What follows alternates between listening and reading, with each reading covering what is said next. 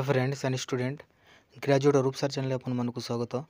तो आज आम ये वीडियो आलोचना करवा +3 5th semester history honours core 11 रो यूनिट 2 2 मार्क प्रश्न उत्तर जोटा कि आपनकर 100% परीक्षा आसीबो। तो आपण माने निश्चित भाव में रुहंतु आउ मु जो नोट्सटा आपण मानक पाई नहीं आछि से नोट्स को आरंभ रु शेष जाई पढ़ंतु आउ देखंतु कौ कौ नोट्स अच्छी तार इम्पोर्टेंट सब क्वेश्चन अच्छी और आपण मैंने जदि यूनिट 2 रो 1 मार्क प्रश्न उत्तर देखा चाहते तो आम चैनल कराई और यूनिट 1 रो मध्य सब क्वेश्चन कराई आम चैनल कोर 11 आम यूनिट 2 पर्यंत ए पहुँचलु जोटा कि आम आरंभ करी सबू। तो यहाँ आपंकर देखिपे पार्ट 2 पार्ट 1 मध्य कराई 2 मार्क प्रश्न उत्तर सीटी आपंकर केतेटा प्रश्न अच्छी। तो ये आम आलोचना करवा पार्ट 2।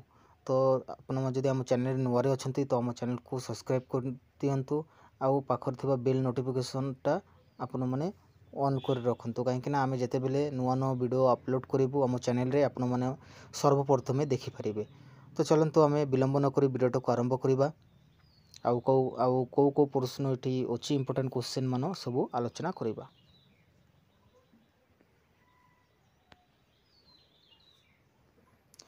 देखो पिलामाने आज आम आलोचना करवा 11 नंबर टू प्रश्न आप आग वीडियो देखिपे जे आम 10 नंबर पर्यंत आम आलोचना करूँ। तो भी आम आलोचना करवा 11 नंबर। तो देखो 11 नंबर प्रश्न कौन दिखाई और ये इंग्लीश भी क्वेश्चन दिखाई आप चाहिए से इंग्लीश पढ़ी पारे। तो आम देखा प्रश्न 11 नंबर कौन दिखाई फ्रांस रो व्यवस्थापक सभा जैकोबिन दलर भूमिका कौन थिला। तो उत्तर देखा फ्रांस रो व्यवस्थापक सभा जैकोबिन थिला अन्यतम मुख्य दल। यह 1792 रु 1795 पर्यंत एक मुख्य भूमिका ग्रहण कर फरासी इतिहास को एक नूतन मोड़ देइथिला। यार पूर्व भाग थिला प्रभावशाली नेता रॉबस्फियर से माने थिले उग्र साधारणतंत्रवादी। 12 नंबर प्रश्न पलातक सामंतक विरुद्ध रे फ्रांस रो व्यवस्थापक सभा किपरि कठोर पदक्षेप ग्रहण करिथिला। उत्तर पलातक सामंतक विरुद्ध रे व्यवस्थापक सभा द्वारा प्रचलित आईनटी कार्यकारी हो पारि नथिला मध्य सेमाने अधिक क्रोधान्वित होई प्रुसिया और ऑस्ट्रियार सम्राट माननकु फरासी आक्रमण करबा पई प्रवर्ताइले। सेमानंकर जुक्ति थिला जे जदि फरासी विद्रोह माननकु दमन करा न जाए तेबे सेमानंकर भाग्य षोडश लुईक परी हेबो। यह जानी पारी व्यवस्थापक सभा एक घोषणा जारी करी कहिथिला जे पलातक सामंत माने जदि फ्रांस विरोधी कार्य लिप्त रुहंती तेबे फ्रांस रे थिबा सेमानंकर समस्त संपत्ति बेजप्त कराजिबो। एथि सहित देश विरुद्ध रे षड़यंत्र अपराध रे सेमाने दंडित हेबे। 13 नंबर प्रश्न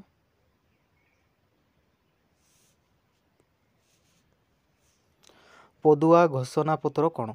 उत्तर फ्रांस रो रानी मेरी एंथोइनेट तांकर भ्राता तथा ऑस्ट्रियार राजा द्वितीय लियोपोल्ड को बारंबार निवेदन करथिले जे से जेपरी हेउ फ्रांस रो राजनैतिक व्यापार रे हस्तक्षेप करी षोडश लुई को पुनराय फरासी राजा सिंहासन रे अधिष्ठित करांतु। निजर भगिनीर अश्रुल निवेदन को एड़ाई न पारी से रूसियार सम्राट सह हाथ मिलाई पदुआ नामक स्थान रे यूरोपर राजा माननकु लक्ष्य करी एक घोषणापत्र जारी करी कहिथिले जे षोडश लुईंकर विपर्यय को सेमाने सहानुभूतिर सह विचार करिबा उचित कारण तांकर भाग्य सहित समस्तंकर भाग्य जड़ित। यह पदुआ घोषणापत्र नाम रे कथित। 14 नंबर प्रश्न देखिबा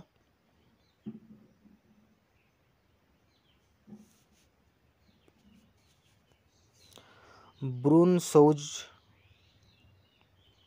ड्यूक घोषणा कौन। उत्तर व्यवस्थापक सभार विभिन्न राजविरोधी कार्यक्रम फ्रांस रो राजा षोडश लुईंकर अवस्था शोचनीय हो पड़ा तेणु काल विलंब नक ऑस्ट्रिया आह्वान क्रमे प्रुसिया फ्रांस विरुद्ध रे युद्ध रे जोग देइथिला। प्रुसिया और ऑस्ट्रिया मिलित सेनाबाहिनी सेनाध्यक्ष ब्रुनसौइक डिल गोटे घोषणा जारी करी कहिथिले जदि फ्रांस रो राजा और रानी तथा तांको परिवार कहारी कौनसी प्रकार आघात करा जाए तेबे आमे तार प्रतिशोध नेबु। फरासी सहर परिणत हेबो ध्वस्तरे ତାହା ଫରାସୀ ଲୋକମାନଙ୍କୁ ଏପରି କ୍ରୋଧାନ୍ୱିତ କରିଥିଲା ଯେ ସେମାନେ ଅନ୍ୟ ଏକ ବିଦ୍ରୋହର ସୂତ୍ରପାତ କରିଥିଲେ। 15 ନମ୍ବର ପ୍ରଶ୍ନ, 1792 ଖ୍ରୀଷ୍ଟାବ୍ଦରେ ଫ୍ରାନ୍ସର ରାଜାଙ୍କୁ କିପରି ଗାଦିଚ୍ୟୁତ କରାଯାଇଥିଲା? ଉତ୍ତର, 1792 ଖ୍ରୀଷ୍ଟାବ୍ଦ ଅଗଷ୍ଟ 10 ତାରିଖ ଦିନ ଫରାସୀର ବହୁ ବିଦ୍ରୋହ ତୁଲେରୀ ପ୍ରାସାଦ ଆକ୍ରମଣ କରିଥିଲେ। ରାଜା ଷୋଡ଼ଶ ଲୁଇ ଓ ରାଣୀ ମେରୀ ଏନ୍ଥେନେତ୍ ପ୍ରାସାଦରୁ ପଳାୟନ କରି ନିଜ ଜୀବନ ରକ୍ଷା ପାଇଁ ବ୍ୟବସ୍ଥାପକ ସଭାର କକ୍ଷ ଭିତରେ ଆଶ୍ରୟ ନେଇଥିଲେ। ବିଦ୍ରୋହୀମାନେ ରାଜାଙ୍କୁ ଗାଦିଚ୍ୟୁତ କରିବା ପାଇଁ ବ୍ୟବସ୍ଥାପକ ସଭାକୁ ଧମକ ଦେଲେ। ଶେଷରେ 1792 ଖ୍ରୀଷ୍ଟାବ୍ଦ ଅଗଷ୍ଟ 10 ତାରିଖରେ ବ୍ୟବସ୍ଥାପକ ସଭା ଷୋଡ଼ଶ ଲୁଇଙ୍କୁ ଗାଦିଚ୍ୟୁତ କରିଥିଲା। ଏବେ ଆମେ 16 ନମ୍ବର ପ୍ରଶ୍ନ ଦେଖିବା।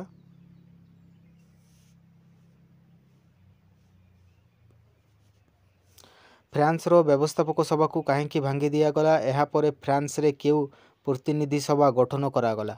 ଉତ୍ତର, 1791 ମସିହା ସମ୍ବିଧାନ ଅନୁସାରେ ଫ୍ରାନ୍ସର ରାଜା ରାଷ୍ଟ୍ରମୁଖ୍ୟ ହୋଇ ରହିଥିଲେ, କିନ୍ତୁ 1792 ମସିହା ଅଗଷ୍ଟ 10 ତାରିଖ ଦିନ ରାଜା ବ୍ୟବସ୍ଥାପକ ସଭା ଦ୍ୱାରା ଗାଦିଚ୍ୟୁତ ହେବାରୁ ଏହି ସମ୍ବିଧାନ ଅଚଳ ହୋଇ ପଡ଼ିଥିଲା।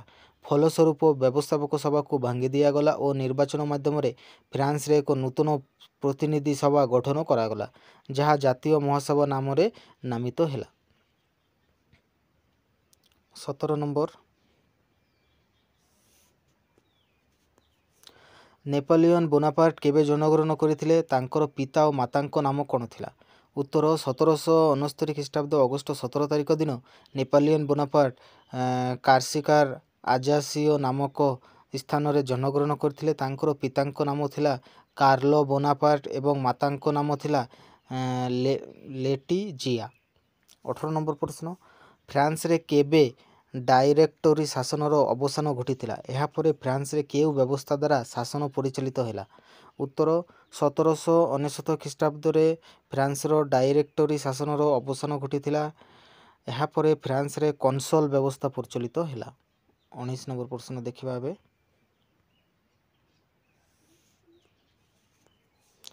ପ୍ରଥମ କନସଲ ପଦରେ ନେପୋଲିଅନ କେଉଁ ଗୁରୁତ୍ୱପୂର୍ଣ୍ଣ ପଦକ୍ଷେପ ଗ୍ରହଣ କରିଥିଲେ? ଉତ୍ତର, ପ୍ରଥମ କନସଲ ପଦରେ ନେପୋଲିଅନ ଶାସନ କ୍ଷେତ୍ରରେ ବହୁବିଧ ସଂସ୍କାର ପ୍ରବର୍ତ୍ତନ କରି ୟୁରୋପୀୟ ଇତିହାସରେ ଜଣେ ପ୍ରବୁଦ୍ଧ ଶାସକର ପରିଚୟ ଦେଇଛନ୍ତି। ପ୍ରକୃତ ପକ୍ଷେ ତାଙ୍କର ବୈଦେଶିକ ଯୁଦ୍ଧ ଅପେକ୍ଷା ଆଭ୍ୟନ୍ତରୀଣ ସଂସ୍କାର ଥିଲା ଅଧିକ ଗୁରୁତ୍ୱପୂର୍ଣ୍ଣ ଓ ଚିରସ୍ଥାୟୀ। ମୁଖ୍ୟତଃ ଶାସନ, ଅର୍ଥନୀତି, ଶିକ୍ଷା, ଆଇନ ଓ ଧର୍ମ କ୍ଷେତ୍ରରେ ତାଙ୍କର ସଂସ୍କାର ଥିଲା ଉଲ୍ଲେଖଯୋଗ୍ୟ। 20 ନମ୍ବର ପ୍ରଶ୍ନ, ପ୍ରଥମ କନସଲ ଭାବେ ନେପୋଲିଅନ ସ୍ୱାୟତ୍ତଶାସନ ବ୍ୟବସ୍ଥାକୁ କିପରି ପରିଚାଳିତ କରିଥିଲେ? ଉତ୍ତର, ଫ୍ରାନ୍ସର ସ୍ୱାୟତ୍ତଶାସନ କ୍ଷେତ୍ରରେ ଏକ ନୂତନ ପଦ୍ଧତି ପ୍ରୟୋଗ କରି ନେପୋଲିଅନ ଏକ ଆଦର୍ଶ ପ୍ରଶାସକର ପରିଚୟ ପ୍ରଦାନ କରିଛନ୍ତି। ପୂର୍ବରୁ ପ୍ରଦେଶ ଓ ଜିଲ୍ଲାଗୁଡ଼ିକର ଶାସନ କାର୍ଯ୍ୟ ନିର୍ବାଚିତ ପ୍ରତିନିଧି ହସ୍ତରେ ଅର୍ପଣ କରାଯାଇଥିଲା, ମାତ୍ର ନେପୋଲିଅନ ତାହା ରଦ୍ଦ କରି ସେସବୁ କାର୍ଯ୍ୟ ସ୍ୱତନ୍ତ୍ର ପ୍ରଶାସକଙ୍କ ଉପରେ ନ୍ୟସ୍ତ କରିଥିଲେ। ପ୍ରତ୍ୟେକ ପ୍ରଦେଶ ପାଇଁ ଜଣେ ଜଣେ ପ୍ରିଫେକ୍ଟ, ପ୍ରତ୍ୟେକ ଜିଲ୍ଲା ପାଇଁ ଜଣେ ଜଣେ ସବ୍-ପ୍ରିଫେକ୍ଟ ଏବଂ ସହର ପାଇଁ ଜଣେ ମେୟର ରହିବାର ବ୍ୟବସ୍ଥା ପ୍ରବର୍ତ୍ତନ କରାଯାଇଥିଲା, ମାତ୍ର ସେମାନେ ସମସ୍ତେ ପ୍ରଥମ କନସଲଙ୍କ ଦ୍ୱାରା ନିଯୁକ୍ତି ପାଇ ତାଙ୍କରି ନିର୍ଦ୍ଦେଶରେ କାର୍ଯ୍ୟ ଚଳାଇବାର ବ୍ୟବସ୍ଥା କରାଯାଇଥିଲା। ତ ଆପଣମାନେ ଦେଖିପାରୁଛନ୍ତି ଯେ 20 ନମ୍ବର ପ୍ରଶ୍ନ ପର୍ଯ୍ୟନ୍ତ ଆମେ ଆଲୋଚନା କରିସାରିଛୁ এই ଭିଡ଼ିଓ ମାଧ୍ୟମରେ। ତ ଆଗ ଭିଡ଼ିଓରେ ଆମେ ଆଲୋଚନା କରିବା 21 ନମ୍ବରଠୁ, ଯେଉଁଟା ଆପଣଙ୍କର ପାର୍ଟ 3 ହେବ। ତ ଆପଣମାନେ ଯଦି ଏବେ ବି ଆମ ଚ୍ୟାନେଲ ଭିଡ଼ିଓ ଦେଖୁଛନ୍ତି ତ ଚ୍ୟାନେଲକୁ ସବସ୍କ୍ରାଇବ୍ କରିନିଅନ୍ତୁ ଆଉ ଭିଡ଼ିଓକୁ ଗୋଟେ ଲାଇକ୍ କରିଦିଅନ୍ତୁ। ନମସ୍କାର।